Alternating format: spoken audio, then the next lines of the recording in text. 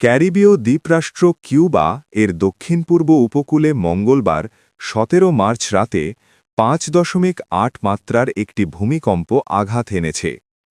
মার্কিন ভূতাত্ত্বিক জরিপ সংস্থা ইউএসজিএস জানায়, স্থানীয় সময় রাত ১২:২৮ কম্পনটি অনুভূত হয়। ভূমিকম্পটির উৎপত্তিস্থল ছিল মাইসি মিউনিসিপ্যালিটি থেকে প্রায় ৪৯ কিলোমিটার দক্ষিণ-দক্ষিণ পশ্চিমে এবং এর গভীরতা ছিল ১১.৬ কিলোমিটার। পরবর্তীতে ৪.৭ মাত্রা পর্যন্ত কয়েকটি অনুকম্পন রেকর্ড করা হয়েছে বলে জানিয়েছে ইউরোপীয় ভূমধ্যসাগরীয় সিসমোলজিক্যাল সেন্টার। দেশটির সান্তিয়াগো দি কিউবা ও গুয়ান্তানামো প্রদেশে কম্পন তীব্রভাবে অনুভূত হলেও ইউএসজিএস প্রাথমিকভাবে জানিয়েছে বড় ধরনের ক্ষতি বা প্রাণহানির আশঙ্কা কম। এদিকে ভূমিকম্পটি এমন সময় আঘাত হানল যখন কিউবা তীব্র বিদ্যুৎ সংকট ও রাজনৈতিক উত্তেজনার মধ্য দিয়ে যাচ্ছে।